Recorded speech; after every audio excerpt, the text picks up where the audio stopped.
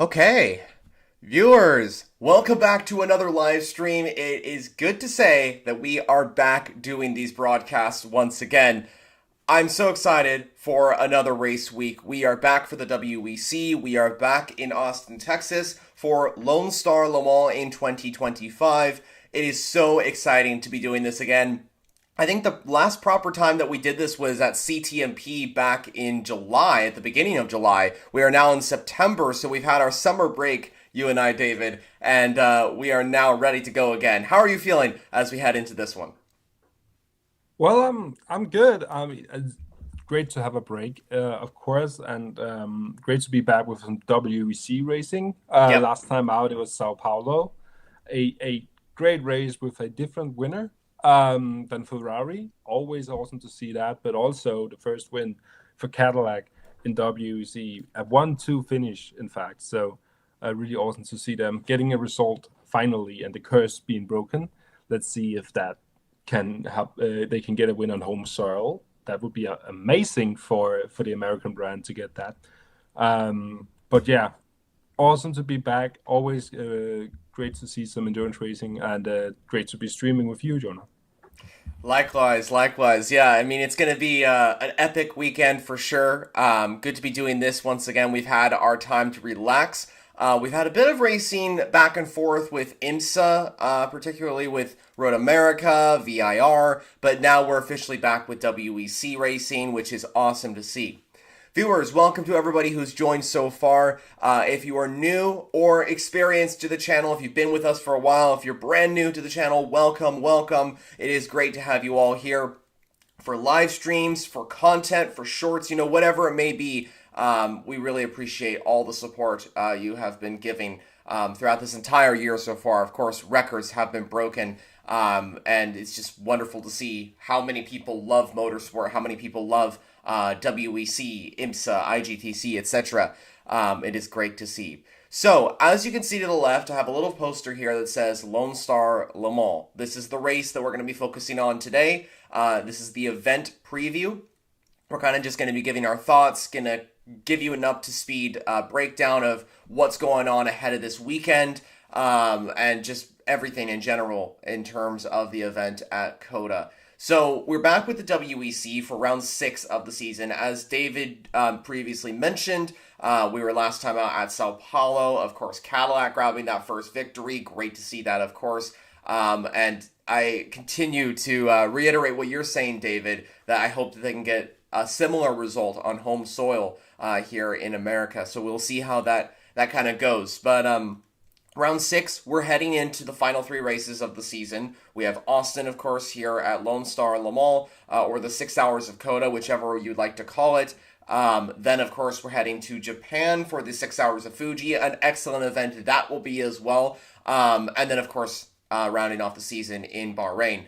I also want to point out that this month of racing is going to be epic, and for the first and only time this season, I believe, we're going to have 2 WEC events in the same month. So we have Lone Star Le Mans, of course, taking place this weekend, and then at the very end of the month, we have the 6 hours of Fuji. So when it comes to World Endurance Championship action, we got a lot coming our way. Yeah, a huge month. Not the same as the 3 weekends of 24-hour races, but That still was a crazy. huge month filled with racing. And that's what we love to see. With the endurance racing championships, IMSA or WC, it's normally big breaks between the races because it's a huge amount of work to travel around the world with these cars, and it's longer races. So compared to what other championships is like Formula One, where we see a race every weekend almost. This is something different, and a shorter calendar, and the races are so far between. So it's awesome to see them being so close, and finally we can actually have one race representing one type of BOP and racetrack, and then going to Fuji, which is a completely different track, and comparing the two without that huge gap between them, like we just saw with Sao Paulo and Right. Lone Star Le Mans here. There was a huge gap between it. So we'll stay in with news, and we won't really get to wait that long before we get a new race, and that's always awesome.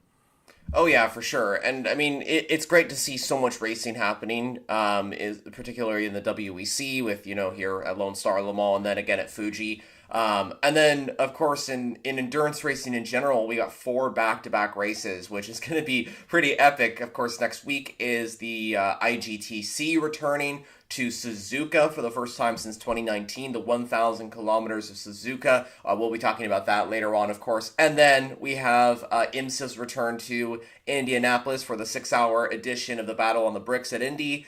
And then Fuji for the World Endurance Championship. So a lot of racing, of course, to get into. But today we're going to be focusing on this one, Lone Star Le Mans, the round 6 of the season in 2025. 36 cars are on the grid. Compared to Sao Paulo, there aren't any entry changes, so there's not an entry dropping off the field. There's no entries coming in that are brand new. I know that in the past, when we come to America for racing, a lot of fans maybe think that some of the IMSA entries will show up. There was a little bit of rumors going on last year that an entry like the extra Lamborghini or the one of the Porsche Punskys may come in for COTA, considering that we're here in the States, the place where IMSA races usually. That is not the case, though. No IMSA entries will be coming over to the WEC, unfortunately. There's a whole process for that. I won't get into it. It's another video. But in general, we have 36 cars on the grid, 18 in Hypercar, 18 in LMGT3. All the regular contenders are on the grid. There are a few driver changes, and that's something I want to quickly mention real quickly, and I'll hand it over to you, David. There is a slight and major driver change, I guess you could say, over at Toyota Gazoo Racing, over in the WEC hypercar field. Now, this was a change that wasn't expected. This was kind of a last-minute change, but we have a driver who's unable to make it, and a driver who's used to Toyota coming in for this weekend. Yeah, Mike Conway can't make the race, so they will just Toyota is gifted with a great driver lineup and former drivers and current drivers, so they just pick up Miguel Lopez instead, and he's of course an awesome driver, really fast, driving in the GT3 field normally, and Right. stepping up into the hypercar again, a car he knows, a car he's been driving for a long time. So it's not going to be the biggest. Like we ain't gonna see a Toyota all of a sudden fall off the cliff because one driver has changed. Of course, Mike Conway, a really fast driver and a veteran of LMP1 first and then hypercar now. Right. He really knows how to drive fast in these prototypes, but Lopez is the same. He also knows how to go around these tracks and hypercars and prototypes in general. So I don't see it as a big thing. Of course, it's never nice to have these driver changes. We want to see the best drivers and the driver lineups that were planned for the whole season, for all the races. But in this case, with Toyota having such a great set of drivers, both in their cars and out of the cars, it's not going to change anything. For sure, and I completely agree with you. It's great to see that Jose Mario Lopez is in the team. He's got experience with prototype racing, experience here at Lone Star Le Mans with a Toyota GR010. So a Toyota TS050, if I'm not mistaken. He actually hasn't driven the GR010 on this track before. But of course, we're going to miss Mike Conway from the event. But hopefully he'll be back at Toyota's home event at Fuji. And of course, Jose Mario Lopez is coming off of a win in LMGT3 at Sao Paulo with the Lexus COTA's ASP team. But with him moving over to Toyota, that obviously means that he needs a replacement for his GT3 seat alongside Petra Umberesco and Clemens Schmidt. And then that driver is going to be Jack Hawksworth. So Hawksworth, of course, is already familiar with the Lexus brand. He's actually driven for the COTA's ASP team before the season at Le Mans in place of Ben Barnico. He is now coming in to the 87 team, not the 78 where he was driving with at Le Mans. But Hawksworth is racing over in IMSA full time with the Lexus Vassar Sullivan racing team. So, like I said, a lot of experience with Lexus coming in, and that will sure help them out to hopefully get another result like in Sao Paulo. But we'll see how that goes. One of the big things for this event is that we have 2 entries that are making their WEC debuts in Austin. So cars that have never driven on the Circuit of the Americas track in a WEC event. Of course, that is for every single race that we're going to this season for both the Aston Martin Valkyrie and the Mercedes AMG GT3 in the LM GT3 category. The Valkyrie has, of course, raced so many times in the WEC before, but it's making its debut at COTA. It's never raced at COTA before. However, just so you're aware, in case there's any new viewers to the series or to endurance racing this year, the Valkyrie is not making its North American debut. It has raced before in America, of course, in IMSA, where it's contested in so many events. I think it's actually raced in, I want to say 7 events so far this season. Oh no, 6 events so far in IMSA. That's not including Indy and Petit Le Mans later this year yet. But yeah, so the Valkyrie coming here with a driver lineup of Marco Sorensen and Alex Riberas in the 009, while I believe the 007 has Tom Gamble and Harry Tinknell. So great to see the Valkyrie finally on track. We're going to see it roaring through the hills of Austin, Texas, COTA, and hopefully they can get a big result. Yeah. And Valkyrie has been taking steps forward the whole season. WC posted on Instagram for all the different the teams, but also what I looked at is the Valkyrie starting off being the slowest car by a mile in the field, and all of a sudden it's on the lead lap and it's fighting for points. So I wouldn't count them out. They have the best BOP, or one of the best BOPs, and the cars, they are clearly finding out how to work with this car and how to set up the car for different tracks.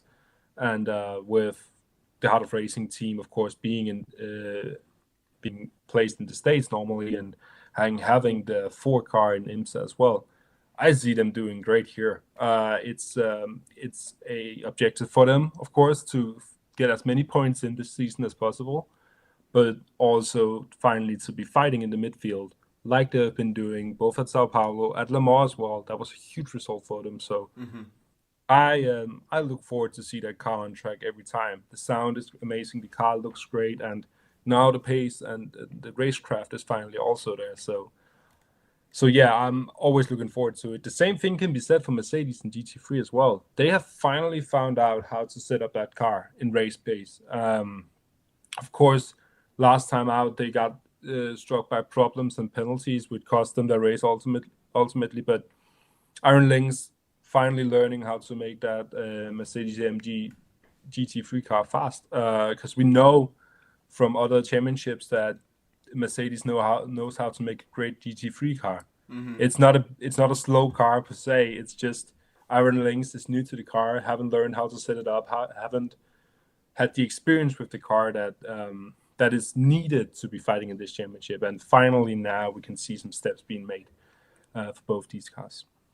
Absolutely, yeah. And I mean, you could see that something, I think at Le Mans, something clicked for both Mercedes and Aston Martin with their new entries in the WEC at least.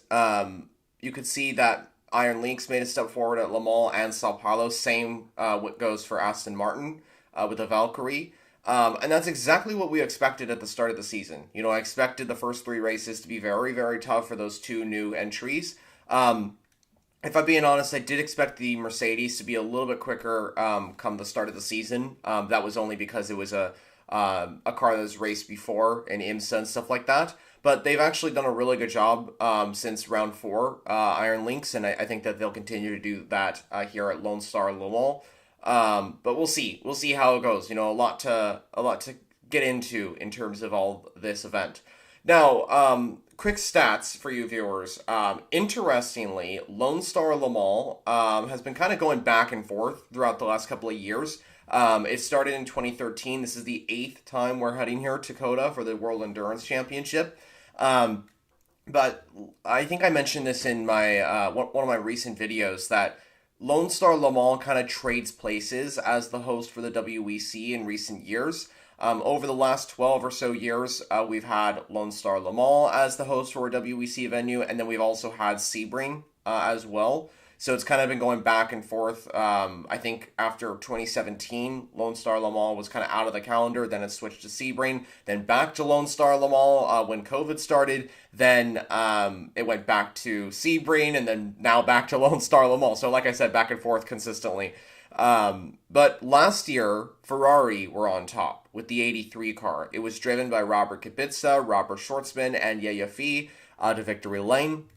While the 27 Heart of Racing Aston Martin took its first victory in LMGT3, we expect that entry to be up at the front here in 2025 as well. David, I believe you predicted that car to finish with the win, if I'm not mistaken, in LMGT3. So I'm hoping that they do well. I think you did, if I'm not mistaken. Just checking. Yeah, I want to make sure. Yeah, I predicted the Porsche Manthey Racing. Oh, Porsche. Okay. Where did you pick? Yeah. Did you predict the 27 in the top 3 though, or top 5? Top 3, yeah, third place. Okay, that's what I thought then.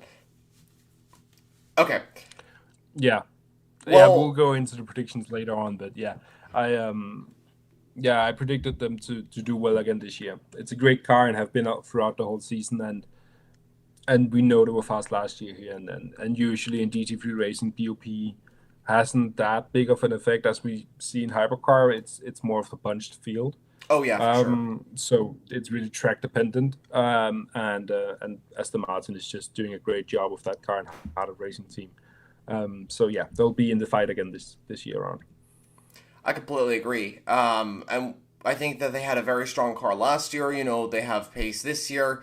They've been hit a little bit on the BOP from what I understand, but they're still in the fight. I think they're going to be up there. Considering what we saw at Sao Paulo, there's a chance the Vantage can be strong here at COTA. But yeah, so last year was a great event. Toyota and Ferrari up there. But of course, here in 2025, I think we're going to be seeing something a little bit different. I think that Ferrari and Toyota are still going to be towards the front, but then again, I think there's a lot of other contenders that could be up there as well. And I think this is a perfect time to kind of bring in the BOP, because we were talking about that before this kind of got going, David, and we were saying like certain cars are being hit, certain cars are doing well on the BOP, but from what you've seen so far from the balance of performance adjustments, what's your take on it for Lone Star Le Mans? Well, of course, BOP is always a toxic topic to go into, because there are so many pros and cons of BOP. Pros are that we have never seen closer racing than we have this year. It's a common theme that we talk about the close racing, and that's because of BOP. But the problem is, now we saw just last time out, Cadillac finally getting the first win. We mentioned this before. And all of a sudden, at the home race, they get a huge BOP punishment. Right. And when you're Jota and when you're Cadillac and looking at the BOP and thinking, oh, we finally did something right at Sao Paulo, and all of a sudden they're hit this hard at their home race. Right. You must be sitting back with a sour taste in your mouth thinking, are they trying to punish us or something? But that's just how the BOP system works, unfortunately, that if you win races and if you perform well, you will get hit on BOP, and if you do badly in races, you will get a boost. And it has been inconsistent this year. I would say in the first few races that Ferrari maybe didn't get the hit that they should have gotten, since they were so dominating and they just never got the hit. And then when they finally did it at Sao Paulo, hit Ferrari with a huge BOP punishment. It was too hard because we never saw those Ferrari be on pace. So I definitely think for WEC and FIA how the BOP system is working right now is not optimal, because we'll just see these cars and teams performing really well one time, and then because of BOP, it has no chance of fighting for victory the next time out. Right. And that's not how it should be. It should be to balance the field as much as possible to make it a fair race for everyone. That's the idea of balance of performance. But right now it's more of a punishment system for doing great, and that's not how it should be. But I would say that I don't think we should expect to see Toyota and Ferrari doing like the Norman dominating. sells really well. Don't think they'll be on pace as we've seen before this season. It started the season at least.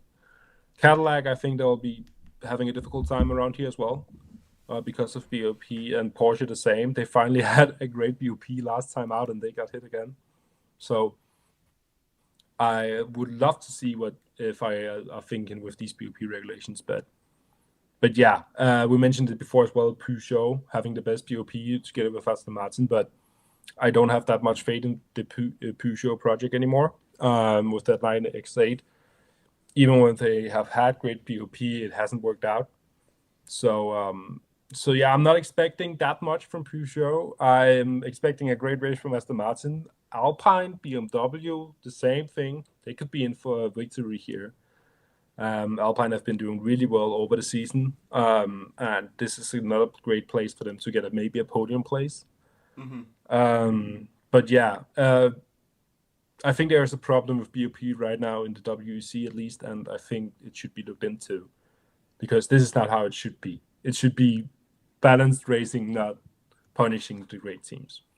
Yeah, I think that there's definitely a thought process maybe into 2026 to kind of look into maybe changing a little bit of the system for BOP.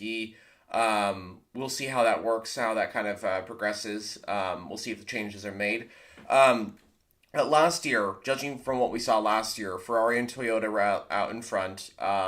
They kind of had the dominant pace over pretty much everybody else.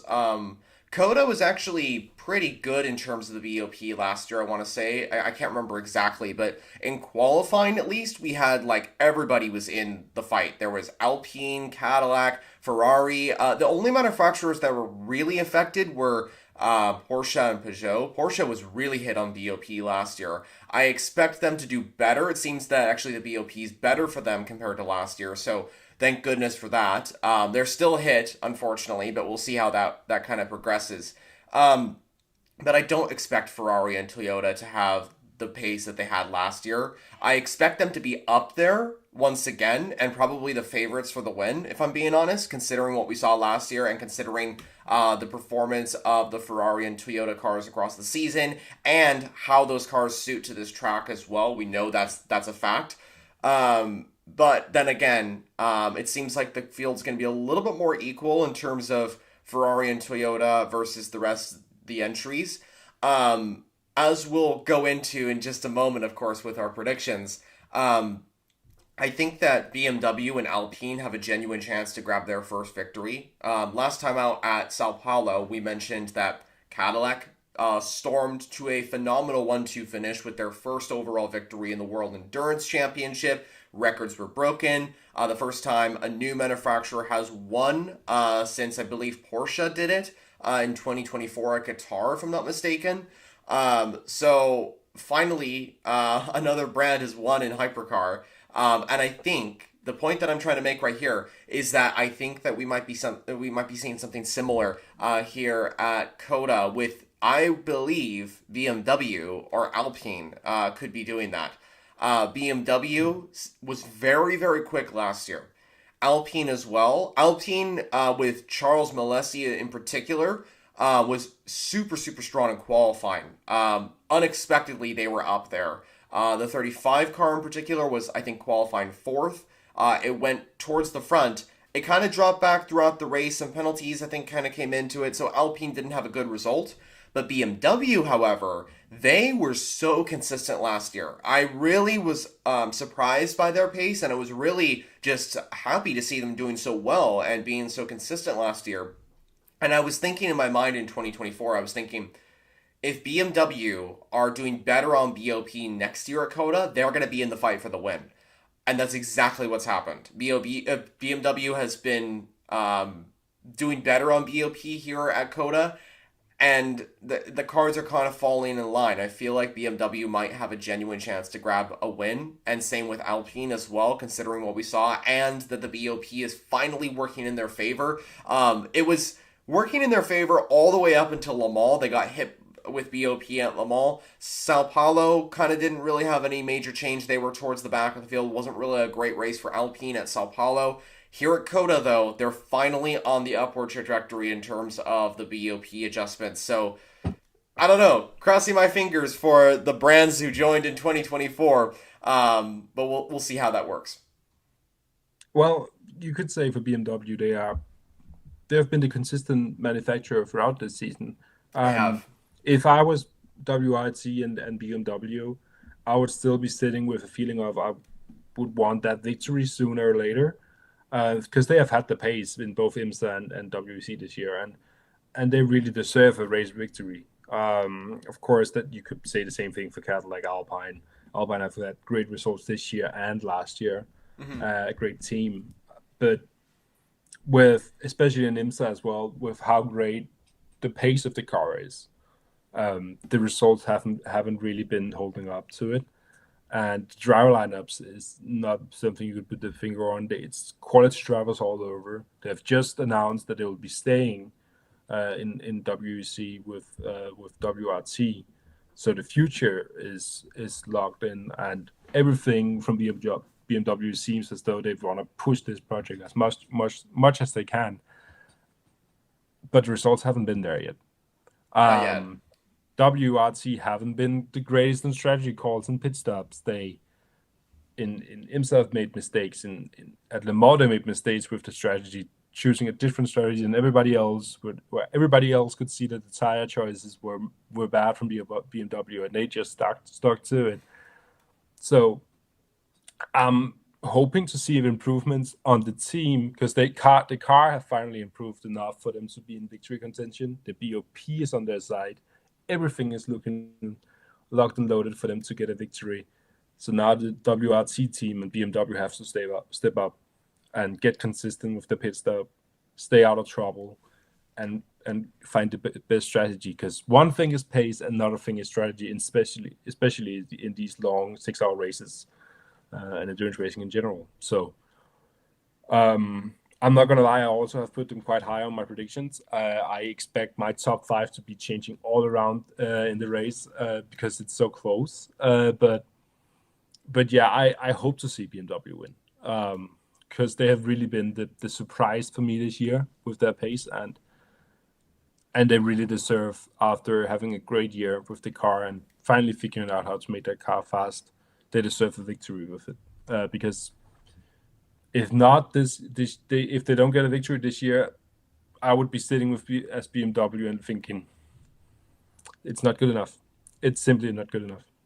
Right, and I mean that's kind of what I feel like Team RLL, what was going on with them, because BMW obviously had the fastest car in IMSA up until Road America. Of course, RLL weren't winning, and BMW kind of saw that and were kind of like, well, we got to make a change. And with WRT expected to take over the BMW M Hybrid V8s in IMSA, in addition to the WEC program next year, a win here on the track that is based in America, a track that, of course, is familiar with IMSA. Of course, IMSA, of course, came here a long time ago.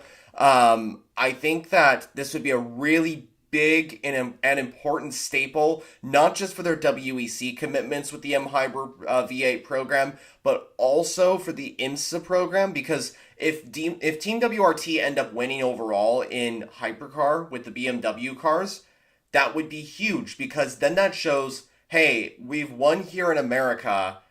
Why don't you pick us up to be the program managers and operators of these BMWs and GTP as well? We've proven that we can win in America. Might as well, right? I mean, that's kind of what they're kind of implying. If they win here at COTA, I think it would be huge for BMW if they got a win. And even for Alpine as well. If either one of them grab a win, that's a huge step forward in their program. Even a podium. I think at least one of these cars needs a podium. They need to perform as they were at Imola. I think that's exactly what I'm looking for with BMW and Alpine, maybe even a little bit better. But we'll see. We'll see how that goes. It's definitely something to kind of keep in mind. I want to make sure, viewers, that we answer some of these questions as well, because I know we've had a few One of which came from Kelly a while back that says, that's an older Lexus in IMSA. No, actually, that's the same Lexus that's competing in the WEC. So the same year, same everything. It is an older Lexus. That I will give you for sure. That is an older Lexus competing in both championships, but the same car competing in both. We are expecting a brand new GT3 entry from Lexus in 2026.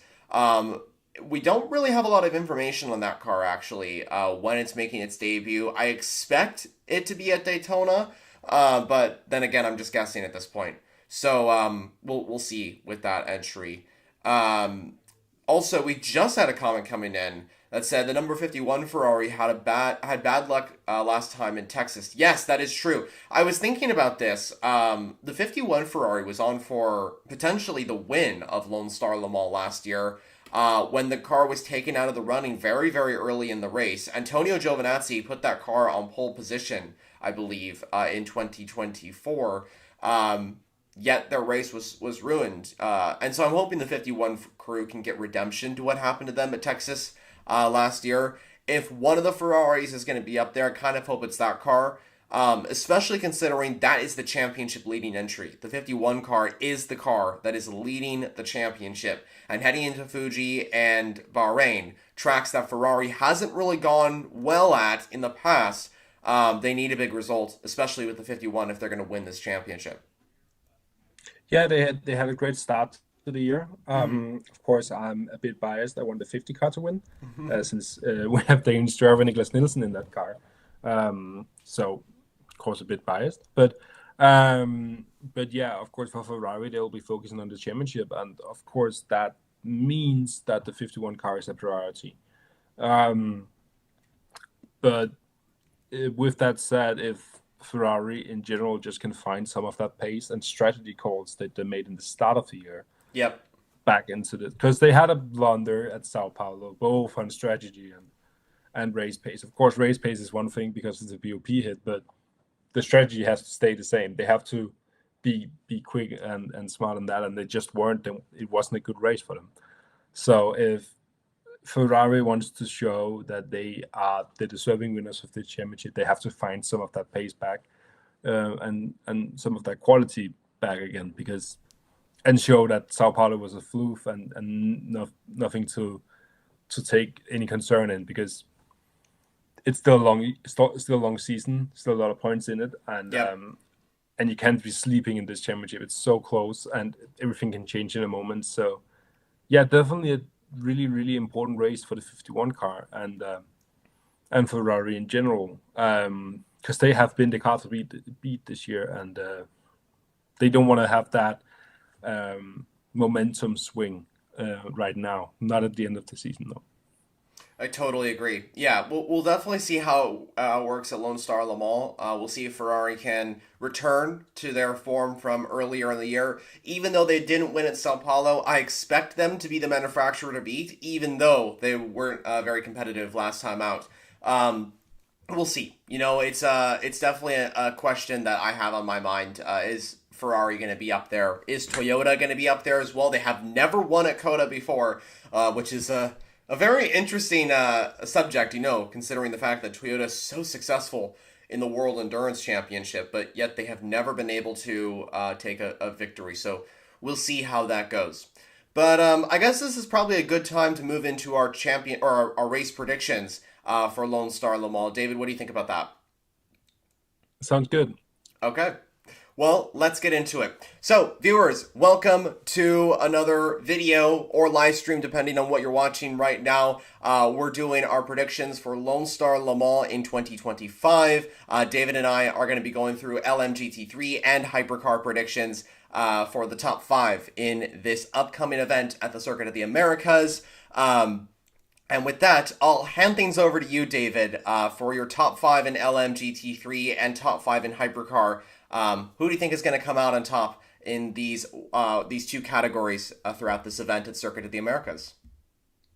Well, I've taken a look over the whole season and seeing the development that have happened in this season, and that's why I've put Iron Lynx, the 61 car, in 5th place. I think that Iron Lynx deserve a top 5 placement. They have been taken steps in the right direction, and I think they will continue to do that at Lone Star Le Mans. And a fifth place is what I think they'll be getting. A fourth place for a COTA, the Lexus car, the 78 car. They have been the car to beat together with BMW in GT right now, and I see them having a great result again. I just see other teams, and I'll get into that, that have a bit more pace this time around. I mentioned this before in the live stream, that Team Hard Racing with the 27 car, the Aston Martin that won last year at this event, will be finishing in third place, in my opinion. The United Autosports, the 59 car, I think McLaren did really well last year here. And they have made improvements, like what we saw with Mercedes. They have made steps in the right direction this year, and a second place is a great result for that car. And a bit of a boring answer if you looked into 2024, but this year actually a bit of a different answer, and a not as great season as last year. Manthey Racing, they have not been that dominant this year, but I think their quality and strategy and their quality in race pace just will make the difference here. And the 92 car will win the event for me. I totally see that being possible. It's a realistic prediction considering the fact that the 92 Porsche has been so consistent this season. A win at Le Mans, of course, is the big result for them with the first form Manthey entry. Of course, they have an American driver on the grid in their lineup, Ryan Hardwick, of course, alongside Richard Leitz and Ricardo Pera. But the 92 Porsche, definitely a car that could take a victory, and it would really help their championship chances as Porsche look to do the double and take back-to-back wins in LMGT3's title. So I like that. But David, what about your hypercar predictions? I'm curious to see where your top 5 line up. Well, just to let you know, guys, these predictions made before BOP got announced. And I would probably change them a bit if I knew how hard Cadillac got hit. But in 5th place, I put Ferrari number 50. I think Ferrari will take a step forward after the last event in Sao Paulo. But I don't think they'll be fighting for victory this time around. And 5th place will be their best placement for the team and manufacturer in general. In 4th place, BMW. Again, I mentioned this before in the stream that BMW has made a huge step this year in race pace in general. But I think WEC have some problems they need to iron out with strategy and pit stops, and in general, just the team around the car has to be improved. And that's why they'll finish 4th with the number 20 car. In 3rd place, Alpine, the number 36. That's a car and a team that really, really have impressed me this year and surprised me a lot with their consistency and their race pace. And I think we'll see a race from Alpine like we saw at Imola, where they'll be fighting for victory. And I think they'll just come up short and finish 3rd. This is where maybe would have made a change, but I think that the COTA car, the Cadillac number 12, will finish 2nd.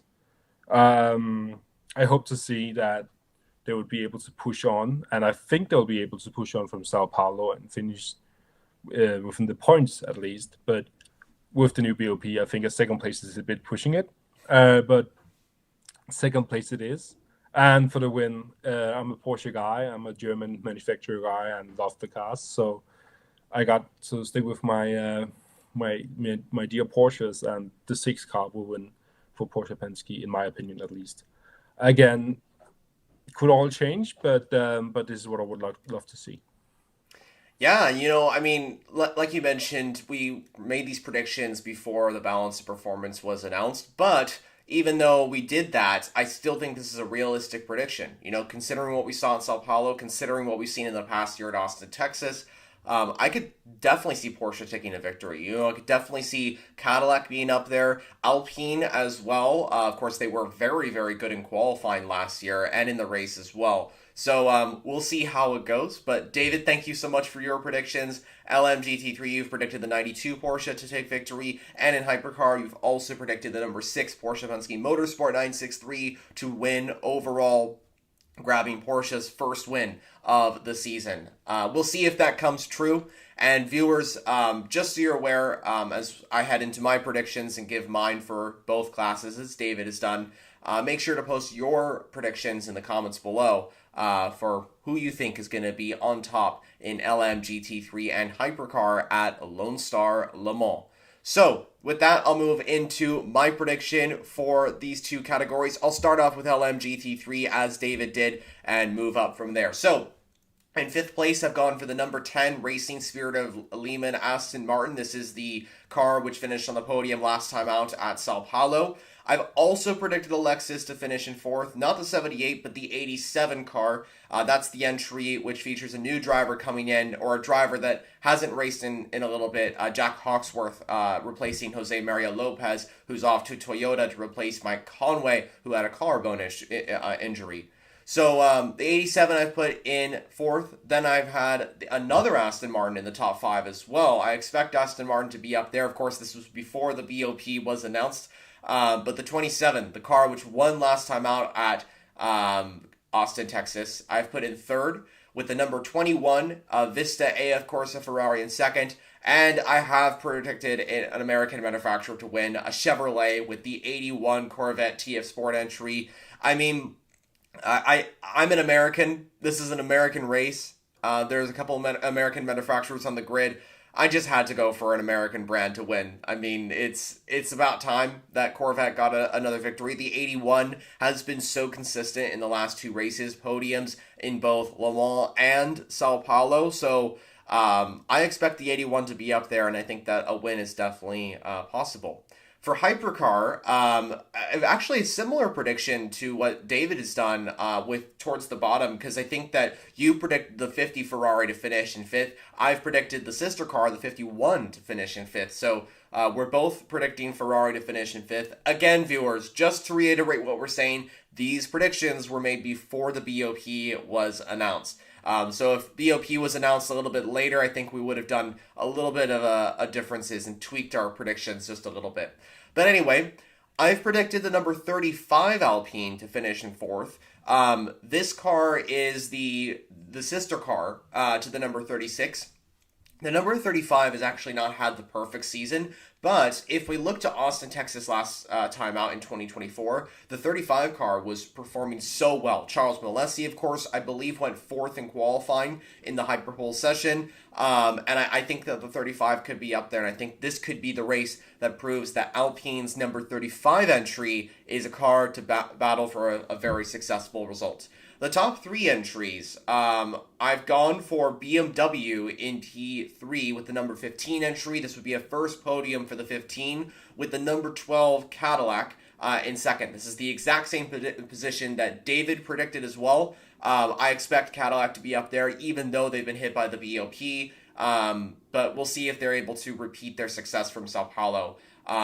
In my opinion, I don't think they will, because I believe BMW will finally be able to grab their first overall victory in the World Endurance Championship, this time with the number 20 Team WRT entry, which is usually driven by Robin Freins, Rene Rast, and Sheldon van der Linde. So, I've predicted a double podium for BMW, a 1-3 for them, and that's because I truly believe that BMW has a strong car. Last time out at COTA, of course, they were very, very consistent with both of their entries in the fight for a top 5 finish. The number 20 car was in 3rd for quite some time, if I'm not mistaken. But BMW, I think they have a very strong opportunity to take their first overall victory. And I believe Alpine is up there as well and has a chance to not just grab a podium, but their first win since 2022, with the A480 grabbing the victory at Monza. Back when the grandfathered LMP1 car was still racing. This would be Alpine's 3rd victory, of course, if they were able to grab it. But that's my prediction for the Hypercar and LMGT3 grid for the Lone Star Le Mans race. I've predicted an American manufacturer to win an LMGT3, Chevrolet, with the 81 Corvette from TF Sport. And I believe BMW are finally going to grab a win with the number 20 M Hybrid V8. So, David has predicted his predictions. I've predicted mine. And we'll see how everything lines up when we head to Lone Star Le Mans this weekend. So, let's move on from our predictions, I guess. Unless, David, did you have anything you want to say on that before we move on, or are you good? Well, no, it's fine. I mean, it's funny to see that we both think that Ferrari's best result this weekend will be a fifth place. Yeah. It just shows that the BOP has really scared us a bit as fans of Ferrari, and maybe this will be a step in the. I mean, I mentioned when I talked about my predictions, but I think it will be a step forward compared to last time out, and they will show some of that pace that they normally had in the start of this year and Le Mans and stuff like that. But Yep. it will not be perfect. They'll still be behind, and they'll still have to fight. And for the first time, I think I have not put a Toyota in the top 5 because this year Toyota have not been there at all. They have not been fighting for victories. They have not showed enough pace, and for Toyota being the most dominant team and manufacturer in WEC history, um, for them not to be fighting for top 5 placements and for them not to really be in a championship fight, that's a worrying sign if you're as Gazoo Racing and Toyota, because you will always want to win. You as a team will want to be the first placed, and nothing else matters. Of course, that is the same for every team, but for Toyota, this is just a huge championship. It's their championship. Nobody else can take it from them. And this year it looks as though they won't even be in with a fight for it. So that's a thing that I will, like, as a race fan, be looking into and thinking, what's going on with Toyota? Is this a sign of a downfall, or will they be coming back stronger at the last few races of the season, or maybe first next year? But definitely a question marks around Toyota Gazoo Racing this year in WEC. Yeah, it has not been their season. And honestly, you've given me an idea to make a video about this, because I think that I do want to make a video on Toyota. You know, Toyota has been so dominant in the World Endurance Championship. Remember, viewers, they are the most successful brand in the championship, with so many championships. They are the reigning world champions as well. Yet this season, they have been heavily impacted by the balance of performance, like beyond any other manufacturer we have seen this season. This is the first time in history where Toyota has not gotten a win or a podium in the WEC in a single season. That is a shocking result. And I mean, a win, there's still chances for that. There still is chances for podiums. But right now, Toyota has not been able to get a single podium result. In fact, I'm trying to think back.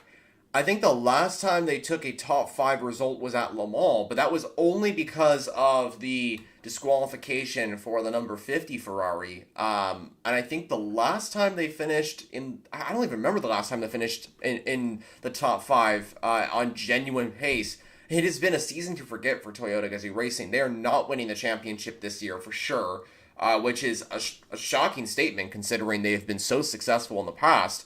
But Toyota is not up there, you know, and that's something that I think the BOP, they need a break. I think that they haven't really been given a break here at Austin.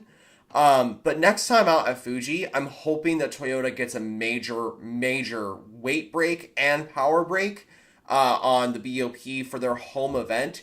I hope that Toyota will be back in the fight for the win at their home event. I don't know if they're going to be in the fight for the win here at COTA, considering the BOP and considering the level of competition in Hypercar this year. But we'll see. I don't know. It's going to be interesting. But I do want to point out something that was kind of fascinating that I just noticed. Neither me or you, David, predicted the number 83 Ferrari, which won last time out at Austin, to finish in the top 5, and neither with the 7 Toyota. Now, which finished in second, by the way, viewers. So it is kind of interesting. That shows how competitive the field is. That shows the BOP changes for this event as well. So I don't know. It's gonna be fascinating. But I think that the 83 Ferrari is still going to be the car to beat, considering it won last time out. However, I don't know. I think that we just both predicted it not to finish in the top 5. Now, that doesn't mean it won't get a big result. It could still grab 6th. It could still grab 7th. And, of course, most likely we'll be wrong on our answers. The 83 could grab another victory and take the lead of the championship, which would be kind of epic, to be honest. It'd be kind of cool to see that yellow car take the lead of the championship. But yeah, so we'll see how it goes. Yeah, because if you're sitting at Ferrari, and of course, the 83 car is a privateer team, but the Right. team running the car is Ferrari's privateer team. So it's still Ferrari, it's just under different colors. Um, and if you're sitting there and you're choosing between the 51 or the 83 car, I, as the leader of Ferrari, if I was that person, I would be sitting and saying it should be the manufacturer's team. It should be the 51 car winning the championship. Right. So I think maybe some team play will come in and come in. I don't think they can control Robert Kubica, but maybe if it gets that close to it, and if it ends up being a battle